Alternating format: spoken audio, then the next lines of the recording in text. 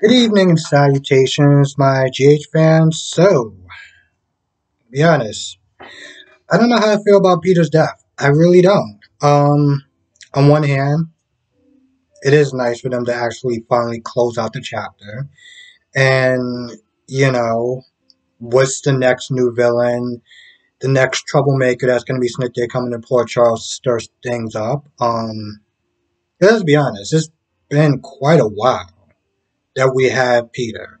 And he's constantly escape death so many times, or capture and stuff like that. So it is nice for them to finally, put an end to that chapter. On the other hand, I'm gonna be honest. Listen. I know a lot of people feel kind of differently. Even the people I've actually talked to in real life, um, about Peter and stuff like that. But I have to be honest, I'm actually gonna miss Peter a little bit. I am. Um, because he was always interesting. He always brought something different and just something, something that stirred up trouble and stuff like that and kept things interesting. So, yeah, there's going to be a part of me that's going to actually miss him, but at the same time, you know, onward and upwards. Um, so, yeah, Peter got knocked over the head. Talks about, I think he can't feel his legs or something like that, and he keeps, calling out to Maxie, and Maxie just goes in on him, and then Drew goes in on him, and then, Anna's like, listen, I just called the ambulance. Why don't you just go out there and wait, flag him down, and, get him down again. So everyone goes upstairs, and then Anna's like, oh, yeah, I didn't really call anyone. Now I'm just going to sit here and just watch you die. I sat there and I was like, I don't I don't know how to feel about that. I mean, on one hand, a lot of this stuff that happened, Franco's death, Jason's death, Pete almost, Chase almost dying, a lot of that stuff, you know, Anna could have sat there and did something a long time ago, and the fact that she didn't do it, it affected a lot of people's lives. So, in a way, that's kind of her penance. Um, 'Cause here's the thing, I didn't want to say a lot of that was Anna's responsibility as far as, knowing the stuff that he did and still allowing him to do that. Because at the end of the day, Peter's a grown ass man, and I can't just sit there in good conscience put everything on Anna. Oh, it was your fault. You didn't sit there and stop Peter when, you had the chance to stand the third.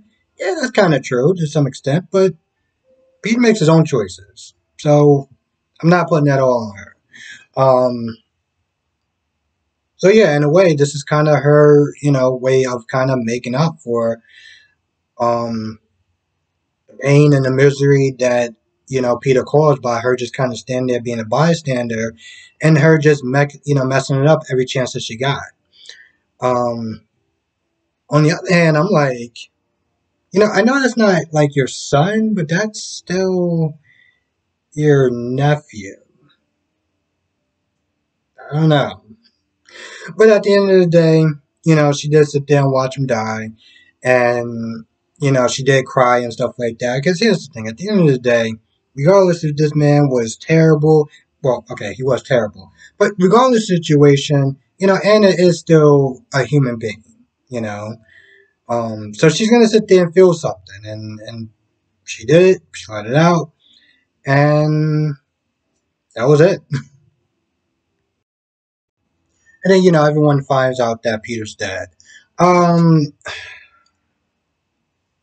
Sonny, Sonny and Brando. Sonny, I, it's hard for me to even sit there and form this sentence, but I'm gonna try.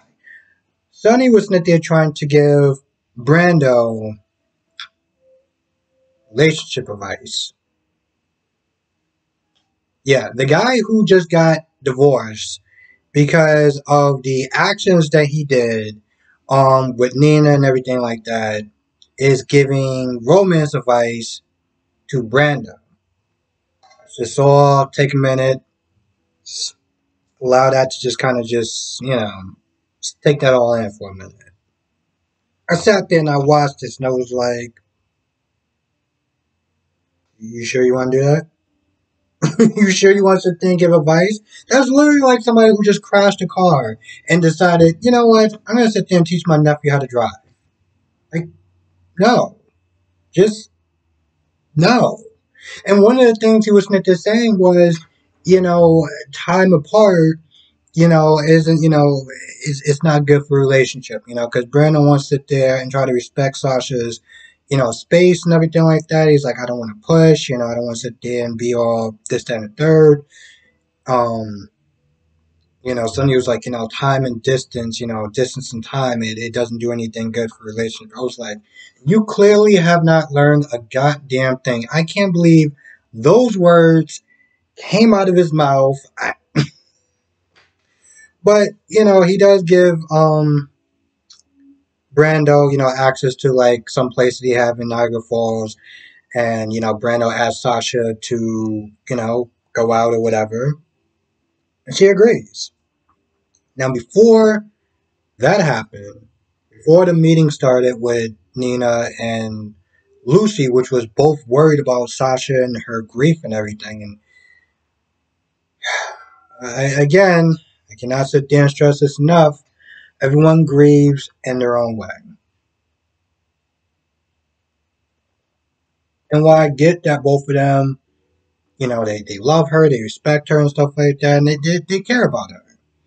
It's not they're looking at her talking about, oh, her grief, this, that, and the third. It's like,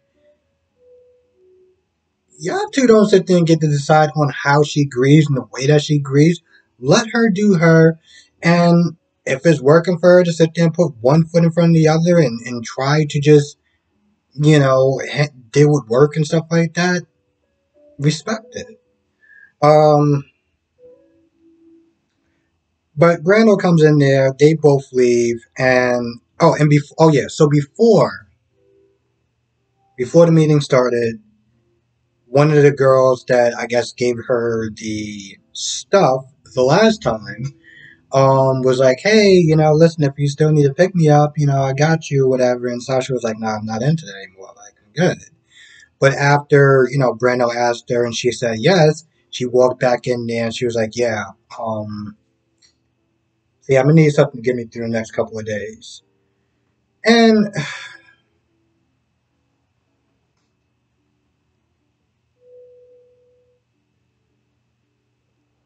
I mean, I'm going to be honest. I want to know how everyone feels about the fact that she's deciding to use again. Because I look at that, I'm like, that is a very real and relatable thing. Um, for her to sit there and kind of, slip back into that habit. Um, Now, Sonny is drunk. And I think the only reason why this bartender is still serving him is because he knows that Sonny owns the place. Because let's be honest, any good and responsible bartender would have cut him off a long time ago. And granted, this was not the first time that happened, but he just letting him drink or whatever. And Sonny decides to do what every drunken person does when they're hurting and they lost someone or whatever, in a relationship. They decide to drunk dial people. Because, it's always fun to sit there and get a drunk dial. So he starts calling Nina and he's all like, hey, this, that, and the third. I know that you love Mike. And I'm like, and he's like, he wants to sit there and try to talk to her, this, that, and the third.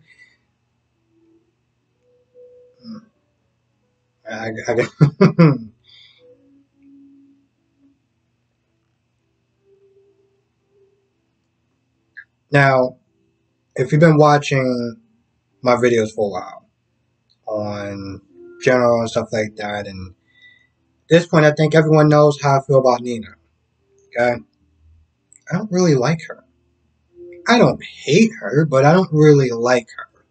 Um, but with that being said, you know, as much as I don't like this woman, I cannot stress that enough. I don't think it's right for Sonny to be sitting there calling her up and stuff like that, and like, when he's drunk and he needs someone. Oh, Nina, you're always up for a good time. Why don't you come over and hang out? It's like, no. I mean, damn. And I know it sounds kind of well, ass backwards. But I'm gonna sit there and say this anyway. And yeah, I get what Nina did to Sonny and his family and everything like that, but you don't just sit there and call her up when you need something. Like, show her some respect in that regard. I mean, granted, you cannot like her, you can hate her, whatever, but at the end of the day, don't sit there and call her up because you're drunk and you want somebody to sit there and mess around with, so you're gonna sit there and use Nina. Like, nah, bro. Like, what are you doing? Why don't you get your stuff in order and just not do that? Or if you want to pursue a relationship with her, that's fine, but I'm not a fan of that. And I don't even like the chick. And I'm not a fan of that. But he calls up Nina and he kind of realizes that he's like, I don't know what I'm doing. I was like, well, that's too bad because you left it on her voicemail and she's going to be playing that. Okay? She's going to be playing it. I know I'm veering off course for a little bit, but it reminds me of an episode of Seinfeld. When George got so upset with this woman, he just went off on her on her answer machine. Back then when he actually had answer machines. Then he realizes that he made a mistake and he tries to clear it. And I'm sitting there thinking about that. I'm like, I mean, I don't like this woman, but I mean, she's going to have to hear that. Long story short, she does actually come to the bar. And I'm not going to lie, he starts walking and he has his keys and he was like, oh man, it's not too far. I'm not even going to sit there and give a PSA on this one. I think everyone collectively can already just, I don't even have to sit there and say it, so I'm just not going to. Um, but he does sit there and see Nina, and the scene ends right there. So yeah, Maxie calls everyone, calls Chase and Mac and Robert. Chase, Mac, and Robert. You all find out that Peter's dead, and so does Ulbrich. Austin, which is blaming himself. And by the way, Brooklyn came in there to start going at him. I rolled my eyes because I'm just like, I'm so over everyone blaming, Austin for Maxie's situation. I was just over it.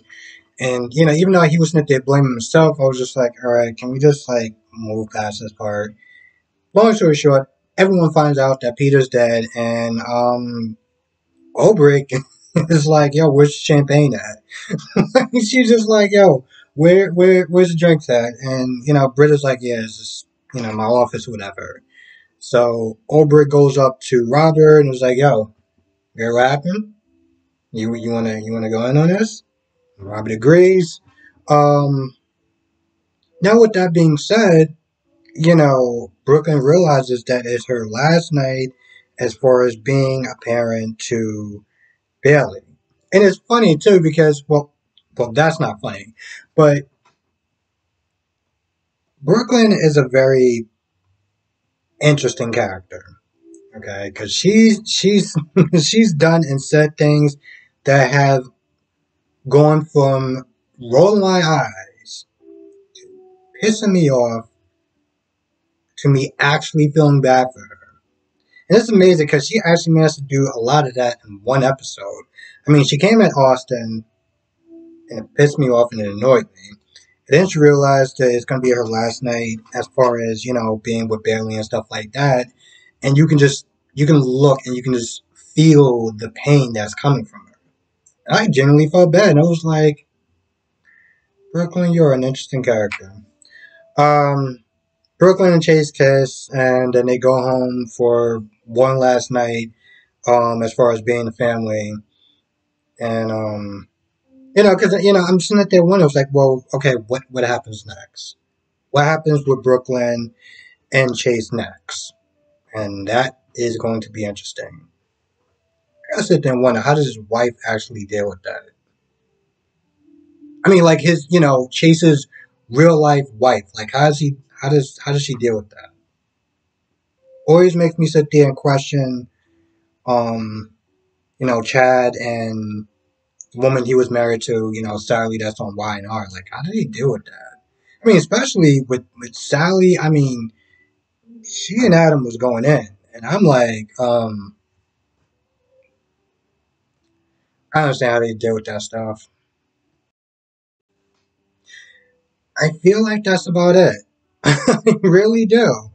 Um, yeah, I feel like that's about it. So, with that being said, I'm gonna go. I want to thank everyone for watching. I know it came out late. So I really do appreciate y'all for watching.